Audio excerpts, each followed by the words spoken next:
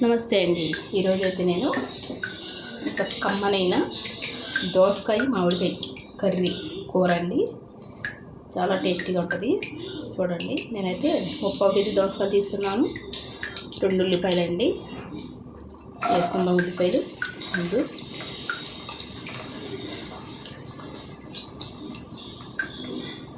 ఒక మామిడికాయ అండి, పునాస మామిడికాయ అండి. ఇది చాలా పుల్లగా ఉంది. చూడండి, ఒక 6 పచ్చిమిరపకాయలు. తర్వాత వేసుకుందాం ముక్కలు. నాటు దోసకాయలు అండి, ఇవి కూడా చాలా పుల్లగా ఉన్నాయి.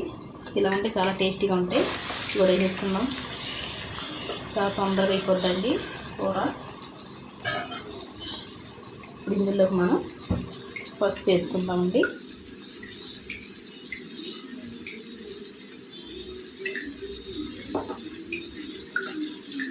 అలాగే రుచికి తగినంత ఉప్పు.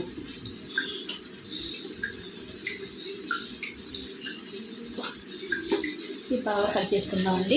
ఉప్పు పసుపు ముక్కలకు పట్టేలాగా ఒకసారి ఫ్రై చేయండి. చాలా టేస్టీగా ఉంటుంది మామిడికాయ వేసుకొని వండుకుంటే దోసకాయలో. బాగా కలిపేసి మూత పెట్టేసుకుందాం. ఇది మగ్గాలండి. మగ్గిన తర్వాత చూద్దాం. మధ్యలో ఇలా కలుపుకుంటూ ఉండాలండి. ఇలా కలుపుకుంటే దోసకాయ ముక్కలు ఉల్లిపాయలు సమానంగా మగ్గుతాయి. కొద్దిగా మెత్తబడతాయండి. కొద్దిగా మగ్గాలి. చూడండి, ఇలా మగ్గాలండి. చూసారా, ఉల్లిపాయలని దోసకాయలు అలా మగ్గారు. ఇలా మగ్గిన తర్వాత ఇప్పుడు ఈ దోసకాయ ముక్కలు పచ్చిమిరపకాయలు వేసేసుకుందాం మనం.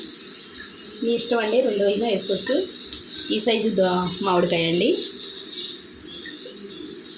నేనైతే దోసకాయ పుల్లగా ఉంది కదా అని ఒకటే వేసాను. కొంచెం ఎక్కువ తింటే 2 దోసకాయలు వేసుకున్నా పర్లేదు, 2 మామిడికాయలు వేసుకున్నా పర్లేదండి. ఇది కొద్దిగా మగ్గాలండి. మనం మామిడికాయ ముక్కలు వేసుకున్నాం కదా, మగ్గాలి. చూడండి, మగ్గిపోయాయి. మనం కారం వేసుకుందాం.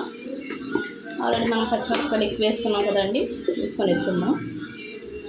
కారం ఎక్కువ తింటే ఎక్కువ, తక్కువ తింటే తక్కువ. కొద్దిగా పుల్లగానే ఉంటుంది కదండి.